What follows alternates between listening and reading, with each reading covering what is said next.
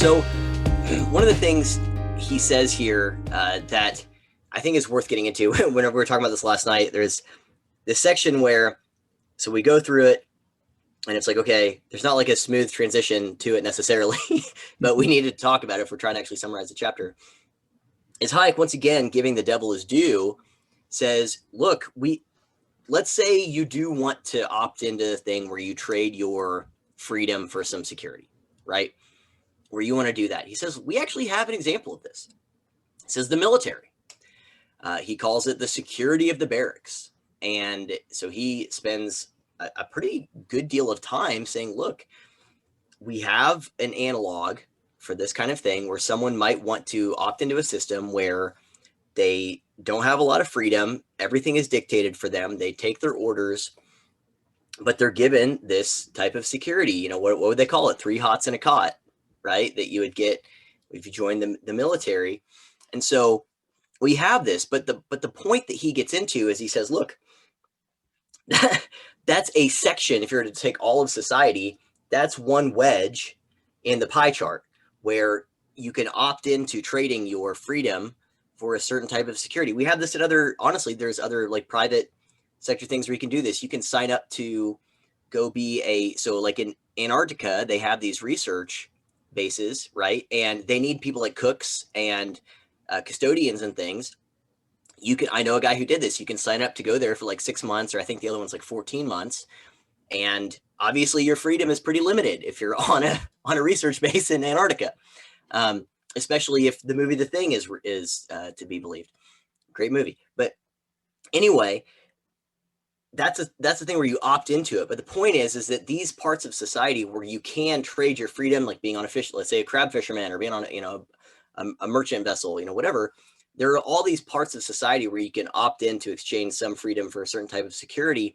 But the point that Hayek makes here, especially when he's talking about the military specifically, is that you can also opt out, right? That there is another part of society where you have more freedom than you had over here, maybe less security, but more freedom that you can opt into if you don't want to be a part of this anymore. So if your service is up, if you served your time in the military, or whatever, if you want to, I mean, you could take the dishonorable discharge if you wanted to go AWOL or something. But the point is that that's not all of society. And if you turn all of society into that, now you've made it where there is no free thing that you can opt into. I think the word he uses, if it becomes too irksome for you, the security of the barracks becomes intolerable, too irksome. So there is no place where you can opt into. And the quote he gives is either both the choice and the risk rest with the individual, or he is relieved of both. So again, Hayek is saying, we know what this looks like there. And if someone wants to do this, they can.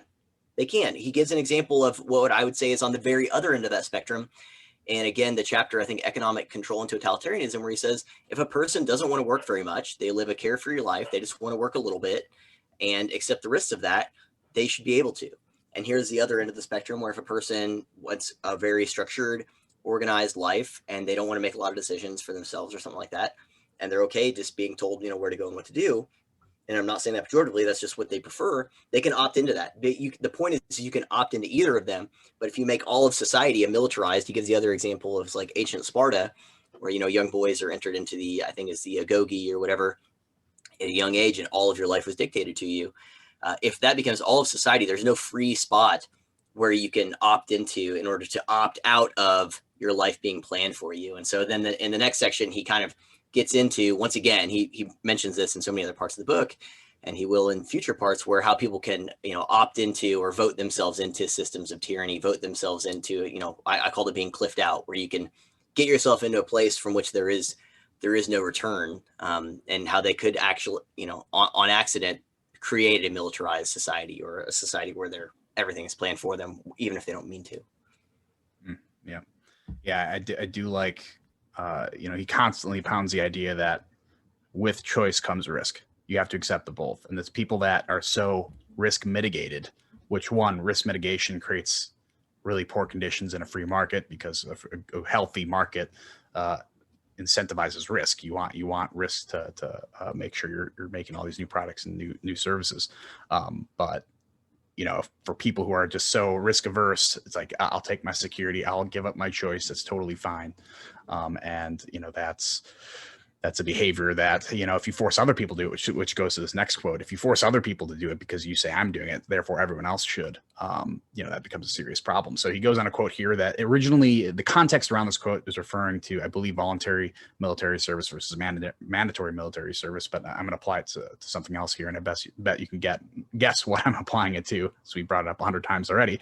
So get your shot glasses ready. But quote, the proposals of this sort have in the past proved so little acceptable is due to the fact that those who are willing to surrender their freedom for security have always demanded that if they give up their full freedom, it should be taken away from those not prepared to do so. So yes, you can apply this to military service, but you can also apply this to the general population. And guess what? COVID restrictions. I mean, you talk about people who are vaccinated, who are demanding everyone else get vaccinated. They're people who made a choice, actually made a conscious choice here, who are demanding others cannot no longer make a choice. And you can do all the mandates, the mask mandates, the mandates versus freedom of choice in general, not having kids in school. These talk about the teachers unions, like, well, we don't want our, from some more notorious reasons, I think they want to keep their staff out of schools, but heroes is the proper word, Kevin. Come on. Yeah.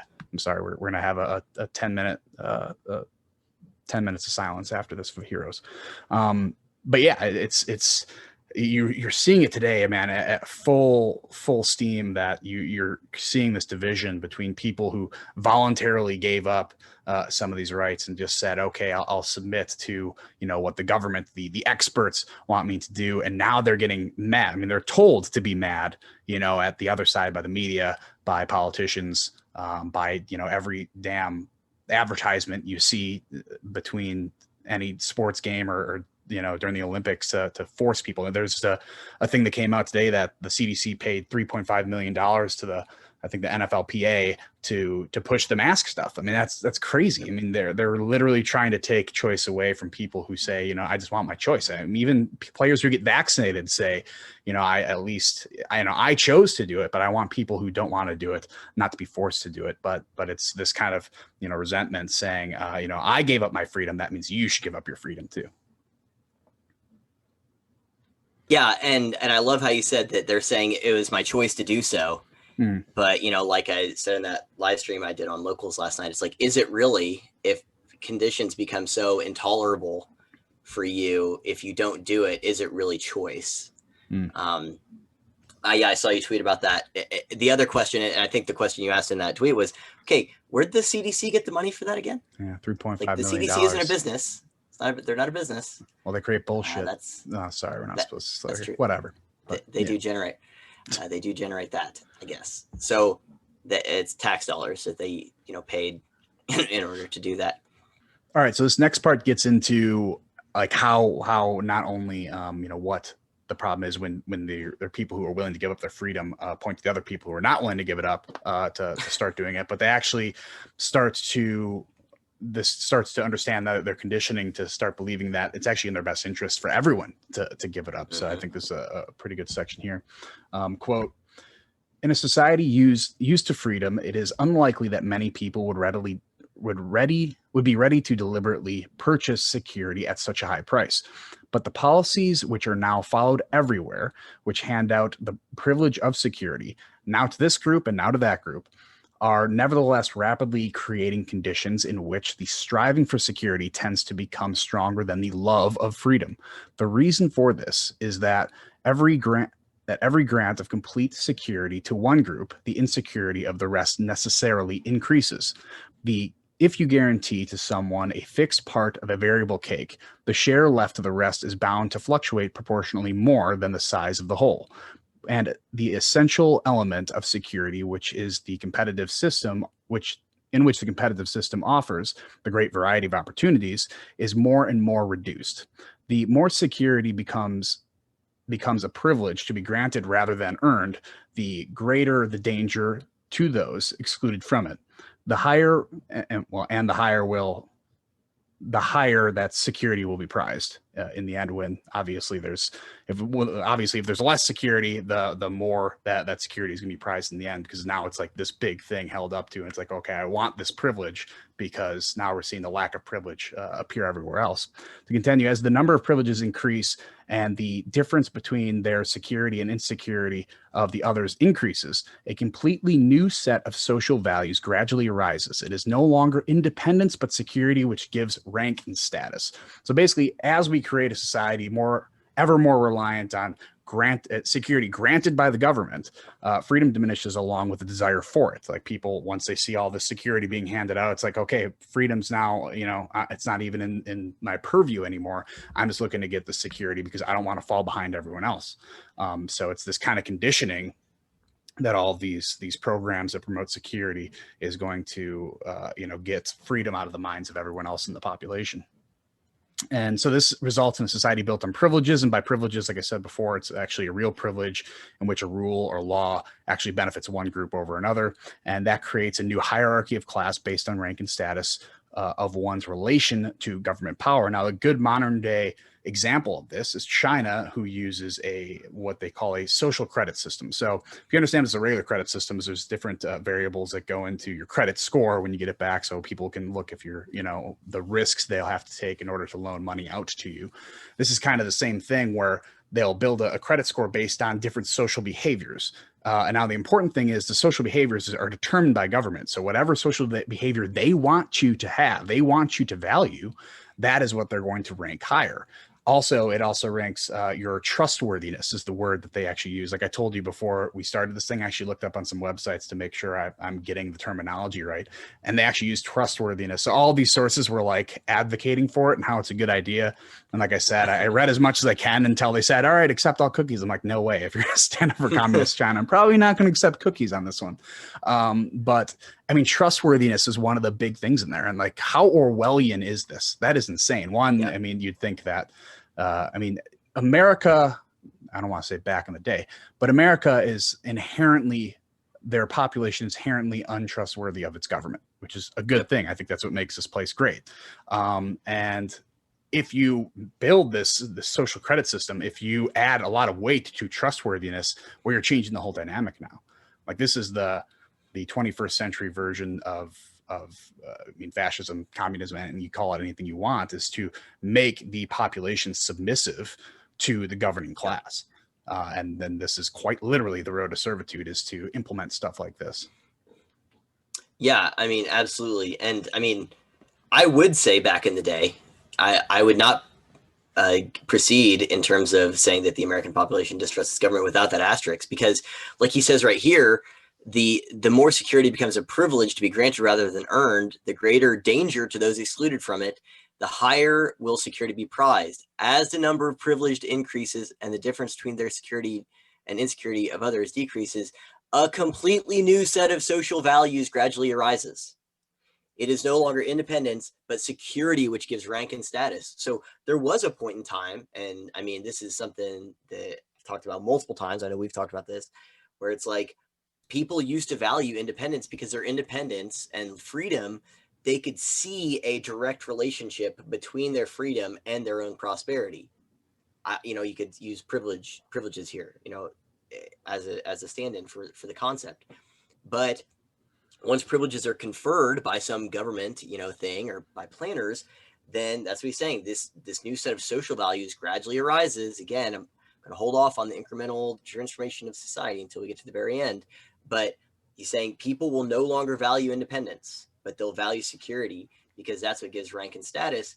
And, again, credit to James Darien of Commutation Construct. He did a video last year, where he talked about the ROI, or the relative value of like liberty, and how people don't perceive a value in liberty near as much as they used to, because of things like this. And I think that's exactly right, that people are much more willing to gamble with liberty and freedom and trade it away. That was the question that I asked James Lindsay during one of the Q&As in Tampa, was, how do you get people to understand what they're actually gambling with here? Because they don't see liberty and freedom as valuable, so they're willing to gamble really highly with it and be reckless with that liberty and freedom.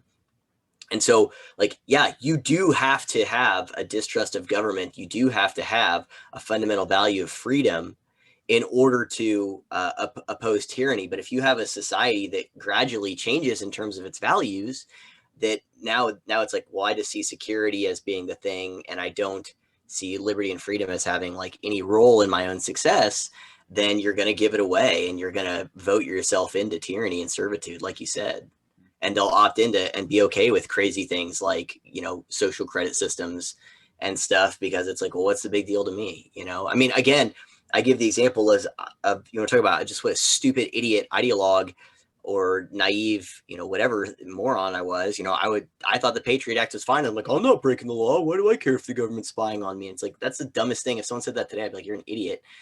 But it's like, that's what everyone it said helps. at the time. By the way, it's Yeah. not, that wasn't lefties. That wasn't just a conservative. That was like 97%. I'm going to throw that out there because that's the people who believe in climate change, 97% of all scientists, but 97% of like all people like, oh yeah, that makes sense. Like why it's not going to hurt me. I don't care. But that's how those values gradually change, right? If like that type of widespread, insanely naive sentiment can only exist in a society where the values have changed as such, where people don't see also the risk of something like that. Yeah. Well, also the naivete increases drastically when there's a huge catalyzing event, 9/11 or like COVID. There's this large catalyzing January event 6th, which is worse than 9/11 from, I have it on good authority. It's like basically 9/12. Exactly. 9/12 in Pearl Harbor and it's the literal Terminator Judgment Day that Sarah Connor talks about, all wrapped into one. So yeah, that's in the latest Terminator movie, right? probably. But anyway, so that being said, he talks about, again, we're going back into like security, people trading security for or trading freedom for security.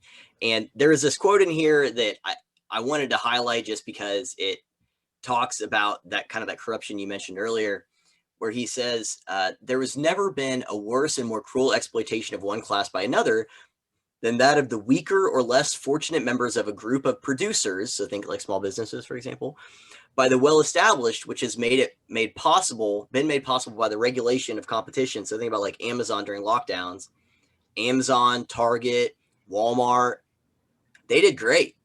It was the small businesses that were really hurt by that. The same with like minimum wage laws.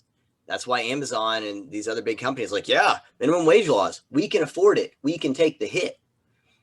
Mom and pa hardware store down the street, they can't. And so I think that was just worth mentioning, because we're seeing here's once again a principle that Hayek outlines. One thing we are actually seeing some people on the left, I think, are highlighting better than the right now. Even someone I will put, to be honest, in terms of economic policies, like someone like Sagar and Jetty on the Hill is way more on the left and progressive when it comes to these things. But people like him who have said this is a huge transfer of wealth from small businesses and middle class to the upper class because of these regulations and lockdowns. And it is cruel and it is exploitative and it's totally facilitated by the government. And he gives a quote again, once again, talking about these types of measures tolerated or supported by the government. Hayek says, the general endeavor to achieve security by restrictive measures, guys, whereas there's that C word, the general endeavor to achieve security by restrictive measures tolerated or supported by the government, some might say mandated by the government, by the state, has in the course of time produced a progressive transformation of society. So this pursuit of security, this pursuit of absolute security by means of restrictive measures mandated by the government is creating this transformation of society. So then going back to a quote from earlier, no wonder that in consequence, the value attached to the privilege of security constantly increases. The demand for it becomes more urgent until the end, no price, not even that of liberty, appears too high. So these policies created a transformation in society, and that becomes cyclical, where it makes it where they can enact more of these policies, which once again normalizes these values and changes the values, which makes it where they can act even more radical versions of these policies. So we can have these crazy, like, imagine 100 years ago, like if the federal government tried to tell people in some city in Oklahoma that a business couldn't be open, like they would be like, no, what are you talking about? Like, this is insane. they wouldn't allow that. People would not, the dude would not abide that kind of thing. But this general endeavor to achieve security by restrictive measures, lockdowns that are, mandated by the state, has in the course of time produced a progressive transformation of society. So I know I've read that quote like 3 times because I think it's worth repeating. That's Jesus. Peter, do you love me? Peter, like if something's important, you repeat it multiple times. So this is what he's talking about. And this is the transformation of society that we've seen, where people are totally okay with things. Something like you or I would look around during this COVID stuff, there's your shot, guys, and go, how would you think this is okay? Why do you think a vaccine passport is a good idea? How can you have no red flags about mandating experimental vaccines for pregnant women, things like that? But that can only happen when the values change so much. I think you mentioned earlier where people are just totally isolated, they're hermetically sealed, and they're just brought up in some type of thing where they don't know any better. That's Yeonmi Park. She's another one where I feel like we talk about in every single one of these because she's seen it in real life, in real time in North Korea. And she's warning about the same stuff happening here. And you can see her in tears in a lot of these interviews. Like, this is what I left North Korea to avoid, and I'm seeing it in the United States, and people are not listening, and they are not alarmed by this the way they should because of that fundamental transformation of society, progressive transformation of society. Yeah, I totally agree. That first quote you put about the actual privileged people or the less fortunate groups of producers of the well-established that have made possible by regulation against competition. That's a large complaint on the left, is how wealthy and powerful Jeff Bezos is, and Walmart. And I think we talked about right before we started recording about different movies that give a different message in reality than people think it does. So like a movie like Get Out is a good example of people thought that was a movie about racism, where in reality, I don't know if Jordan Peele's intention was this way, but in reality, how it came out is like, no, if you're a black person, you should probably be aware of rich white liberals because they just want to use you in any way they can. So they again, I don't know Jordan Peele's, political affiliation or anything like that, but they especially the comments on it when it first came out, like they think it's this one thing, but it's actually this other thing that's hurting them.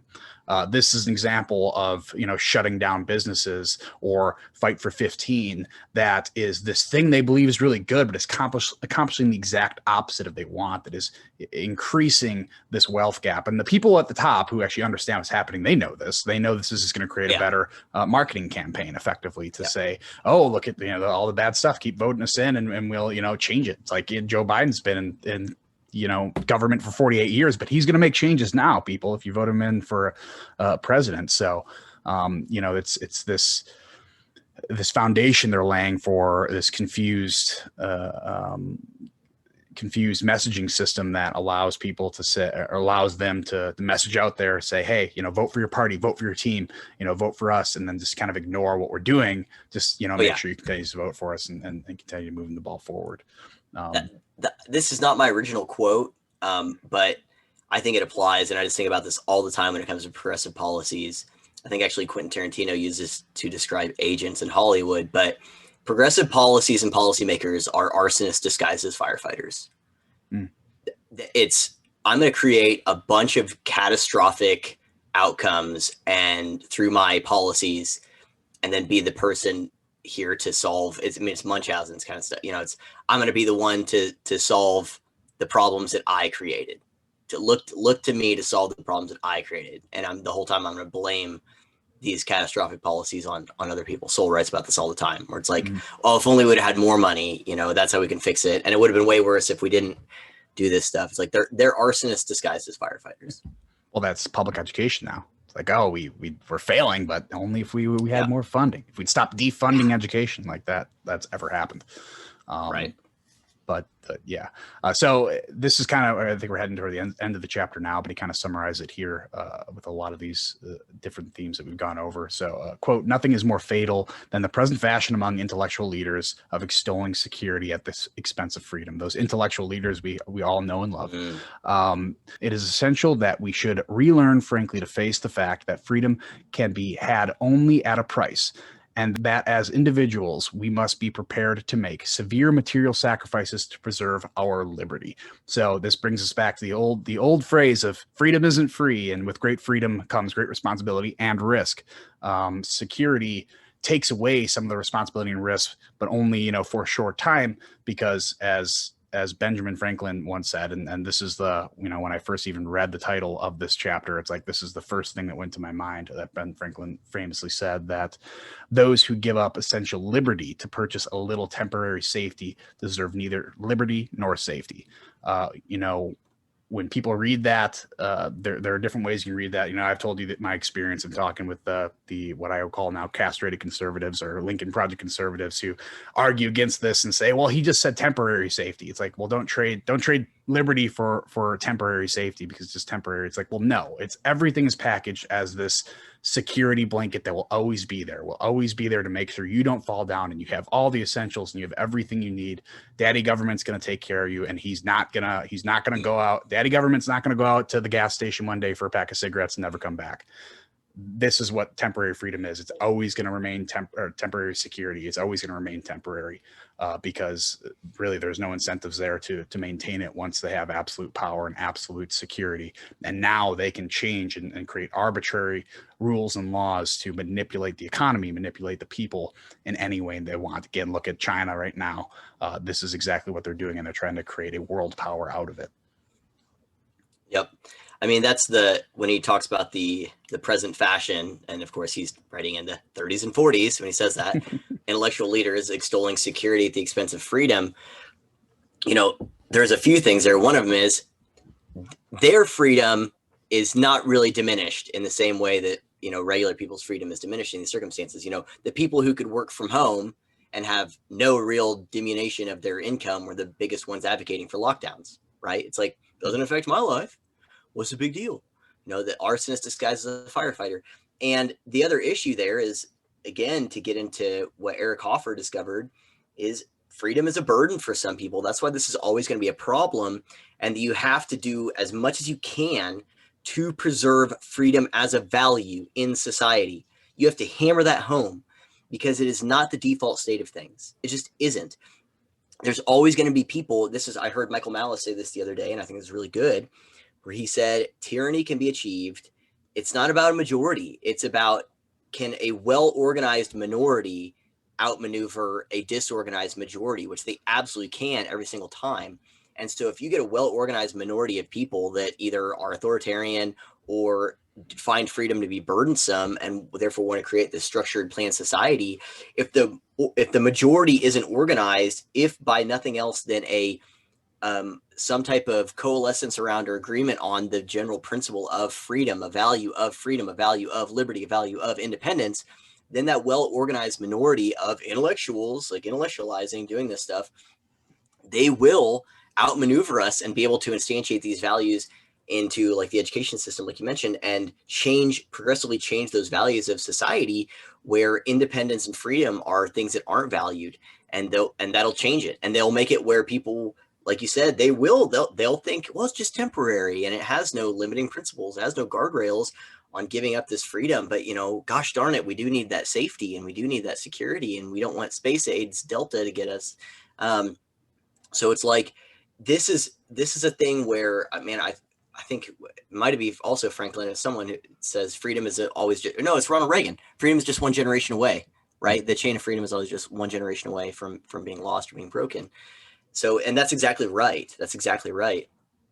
And unfortunately, we are now in a society where people just don't see it as valuable. It's that Eric Hoffer thing where it's like, this is a burden.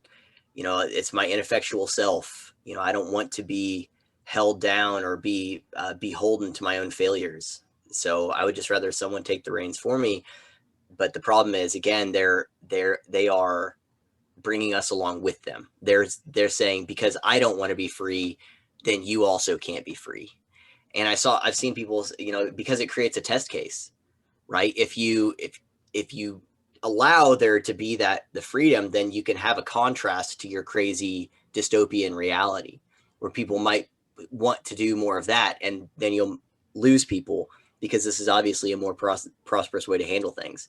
So you have to make it where it's like no one gets freedom, everyone has to operate within this limited thing. So there is no contrast, which again, that's something Yeonmi Park has talked about. But yeah, that Franklin quote, it's one of those things where it's like increasingly I'm thinking that, and I'm thinking the H.L. Mencken thing where it's like people don't want to be free, they just fundamentally want to be taken care of. And it's the example I've said multiple times since the election. It's fine if you want to piss in your pool, but don't piss in mine. But that's what they're doing by spreading these crazy ideas out there. They want to bring us all along with them. Crazy ideas, but sometimes I think it's infantile ideas, because I think they are returning, and I think it even makes sense that they want to lower the voting age to 16, is because this is the mindset of a child. Oh yeah. I'm dependent. I'm looking at my parent. I've said this several times to you before. It's like, as a kid, you look to your parent as if they know everything. Like they know right and wrong. They know, if you get lost somewhere, all you got to do is find an adult and they will know exactly what to do, exactly who to call. Then you become an adult and realize we're all big kids who have no idea what we're doing. And we're just trying to go through life and not get in a car accident. That's the government. That is run by people who think just like you. Is like, I have no idea what I'm doing. But so we're all incompetent to a very high degree, that I think we look to people. It's like, oh, this guy's got an American flag pin and has the blue or red tie. That must means they know exactly what they're. No, these people are bumping through life just like everyone else is, and they're not going to have better ideas than you are, especially how to run your life. Probably not. Yeah, and they're not going to be as well or as invested in running your life well as you are. But I mean, there was this. So I think it might have been like Arthur or something. My wife had some show on for our 2-year-old a couple weeks ago, and the theme of the episode, they kept playing this song over and over again, and it was, when you get hurt, find a grown-up to help you feel better or make you feel better. And so it was like they kept getting hurt. This whole episode was just kids hurting themselves.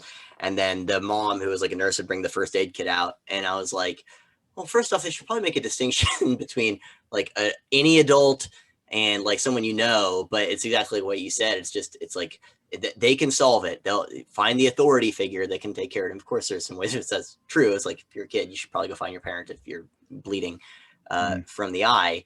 But this general notion of like you said, is we have this idea of they know everything, they can solve it.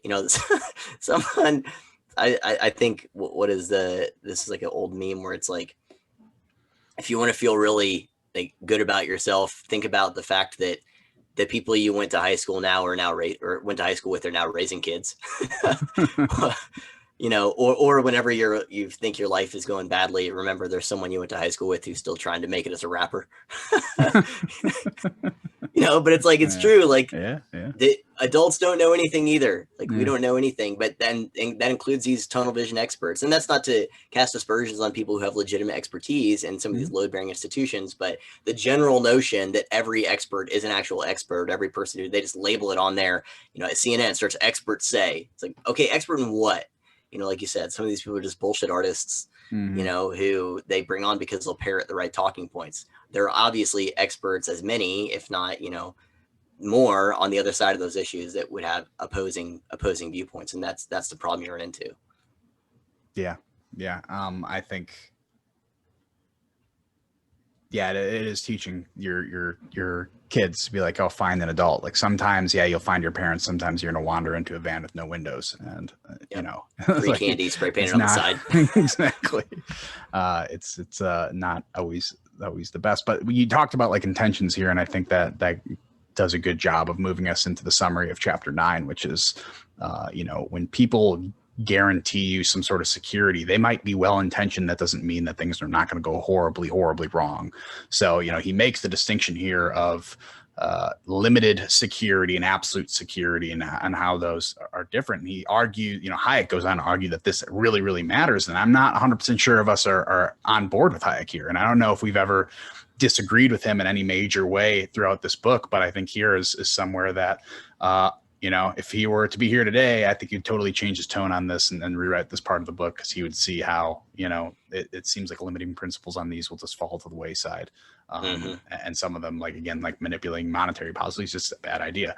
But at least he gives recognition to where security stands in the way, of freedom and competition. He does understand that there are limits that we must put on any sort of security. And once it starts to infringe on competition and free choice, that it will inevitably lead to servitude.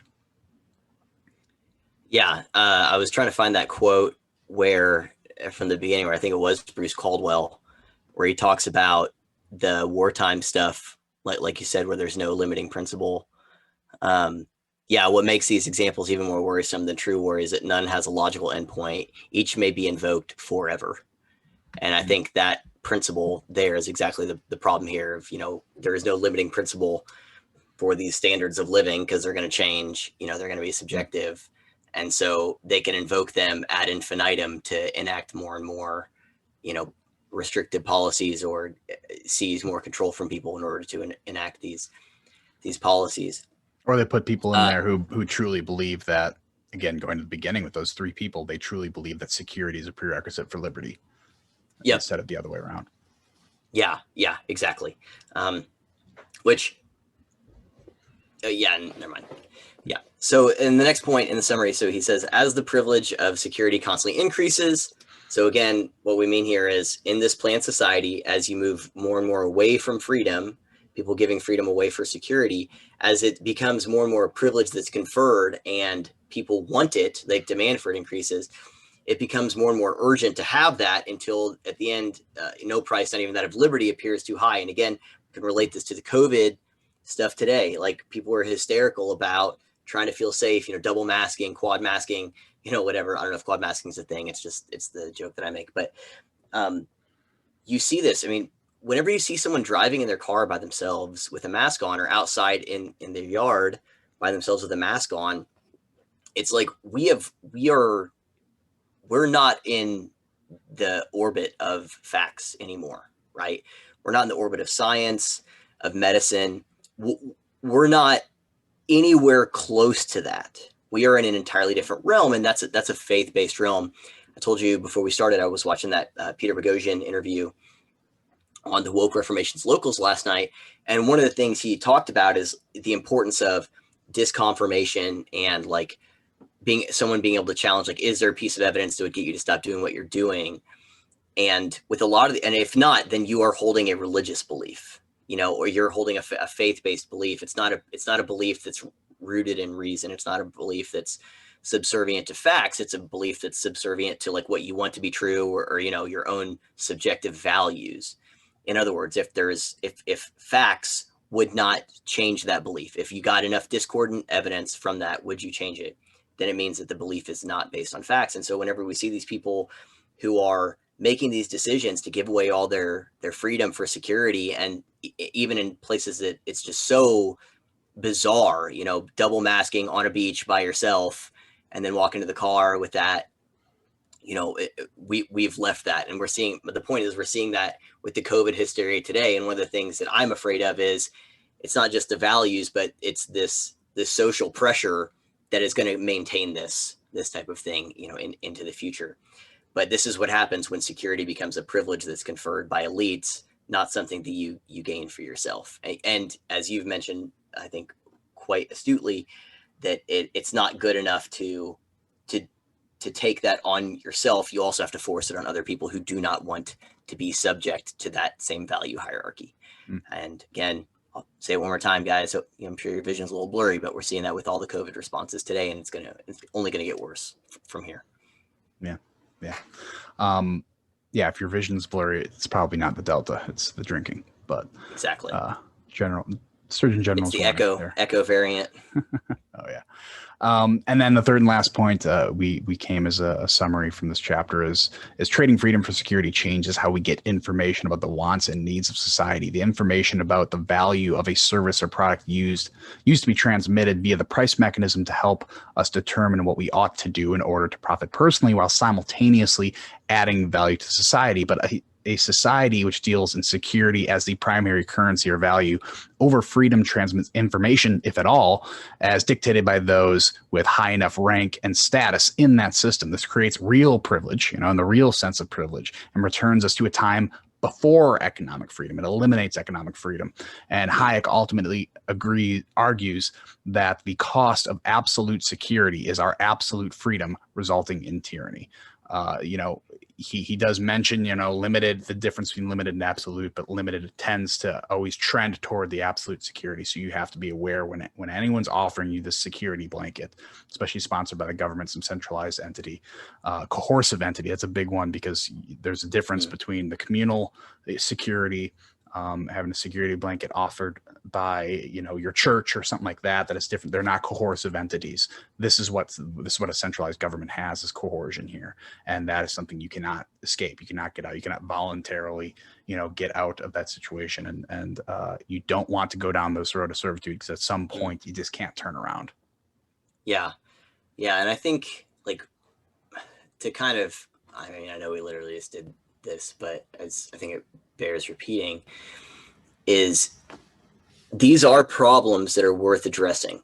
The problems, like, of the tension between risk and reward, security and freedom, are all things that are worth grappling with. And that's why Hayek doesn't ignore these as problems. And that includes what to do about the less fortunate in society. Okay, fair enough. Hayek's main point here is you cannot, one, create this crazy subjective value. And actually, I think we didn't even get into it, but there was the quote where he gets into, like, the minimal standard of living, and what do you do when it comes to international relations, whenever one country, just by virtue of being a citizen there, has a higher standard of living in another country. Like, and he says these are things we can't take lightly.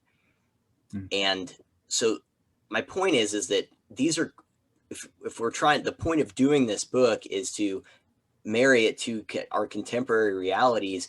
The problem that he's discussing there is a problem that remains today, of what do we do about the less fortunate? What do we do about these, you know, quote, acts of God? What do we do about problems that people can't necessarily foresee or avoid or prepare for? Or if they could prepare for it, like, maybe they're not adequately prepared, whatever. Those are good questions. Those are good questions. But Hayek's main point here, and this is something you hear a lot today, articulated by, you know, conservative pundits and thinkers, where they're like, we agree on a lot of the premises of these problems, we just disagree on the solutions. And Hayek's point is, I want to take this seriously. I understand we have to figure out a way to do this. We have to figure out a way to handle this. And we can't, like, ignore these problems, which is one thing I respect about him, because a lot of modern conservatives just ignore some certain problems because they, I don't know why, ignorance, naivete, maybe Tucker Carlson doesn't talk about it, so neither do they. I don't know. But his point is, if we follow this route of too much security, you know, in the YOLO sense, or agoraphobic, you just end up back where you started, where you have no freedom. And the difference is at least in a society where you're free, but you have very little economic security, you can transition out of that. It's, yeah, your freedom might be limited by your economic situation, but you can utilize the little freedom you have and leverage it to gain more freedom and more economic security. And then it becomes a positive feedback, right? In a good way, is that it feeds itself. But if you trade all of your freedom for this one type of security, you end up in a system where you can't leverage that security to gain more freedom. It doesn't go the opposite direction. So it's much better, like you said at the beginning, to have a system where you're going to have to work in order to get food. You know, you might not want to work, and it might not be work you want to do. It might not be a job you want or anything like that. But it's better to have a system where you have to work in order to get food than one in which only those who obey, the powerful, are able to eat, are able to have any type of security whatsoever. Like, there's no question that the first one is far more preferable to the second one. So it seems like I just wanted to bring it back to these are contemporary questions of today. The issue of risk versus reward, freedom and security, especially with the COVID stuff, and how each person wants to take this personal choice. You know, again, the CDC website says getting vaccinated is a personal choice. Well, it's not if your employer mandates it and requires it, or if you work for the federal government, they require it, or whatever. It's not a personal choice, but these are things that we will always have to grapple with, is the tension between security and freedom, risk and reward. And the point is you want to have a society that maximizes freedom, so that ultimately it's your decision to make how you want to balance those things. not some planner, not some bureaucracy, but it ultimately falls on you. Whether you want to be the person that works a little bit, doesn't have a lot of economic security, but you have a lot of freedom, free time, whatever, or you want to join the military and have everything planned out for you. The main point is you want to live in a society where, one, we do have some system, ideally a communal thing, that addresses the less fortunate, but two, where the individual has the freedom to at least try to leverage that freedom to transition from any of these different aspects of society and hopefully rise up, because you can't leverage that government mandated security in the second instance to try and get more freedom. That's not how it works. That's getting cliffed out. Yeah, there's the theme in a lot of the chapters prior to this one is the theme of choice and needing to be able to be allowed that freedom of choice, because that's the prerequisite to all other freedoms. Yep. And in this chapter, he dives into something that's just so relevant today, and that is the choice to give up your choice. It is convincing people to voluntarily give up their freedom for the sense of security. And even as he explains at the beginning of one of the quotes, that it's like, why in a system of freedom that has prospered this long would people do that? Well, it's a slow, gradual, these large catalyzing events, them saying this is in your best interest. You got to protect grandma and grandpa. You got to do all these things to make sure the kids don't get hurt and they can go back to school. The only way they can go back to school is to be vaccinated. There's all these things that culminate into the centralized idea of just allow us to make the choice for you. Like, freely give up your choice so we can make it for you. And that is how you can go from a free liberal society into tyranny and authoritarianism extraordinarily fast. So I like how this chapter lays down that foundation. And now we're going to be getting into at least 2 chapters here that are going to be just massive. And I'm pretty excited. So this is chapter 9, and in chapter 10 that we'll be doing next week is why the worst get on top. And then chapter 11 after that is the end of truth. Both of those are going to be huge chapters that are extraordinarily important. I mean, the one at the end of truth, I mean, people have written volumes on that, just on that central idea, and to get Hayek's understanding of how it fits in here economically and socially is going to be quite insightful, I think, especially from back in, again, 1944. So we were prepared to have him say something back then as like, oh, duh, why aren't we getting this in 2021? It's amazing. Yep. I wanted to read. I'm really excited. I've been really excited for both of those chapters this whole time, and also his last summary when he gets into like the propaganda war and stuff. It's really interesting. But whenever you said this question of today of the choice to give up your choice and this greater good, I wanted to read 2 quotes from these articles that I took screenshots from about the COVID vaccine stuff really fast, just because it ties into this. Is that cool? If I read these really fast. So here's a quote from someone. I think this is from CNN. "Those of us who got vaccinated, we want to live our lives," Tolford said. "The way to do this was to get vaccinated, and we've done it now, and you guys still don't want to put other people first and put the greater good of society first. So maybe you guys just go stay home. Maybe it's time for you guys not to be able to do everything because you don't want to participate." And here's a quote from an NBC article where another person, these articles stoking resentment, saying manufacturing resentment to kind of play on Chomsky.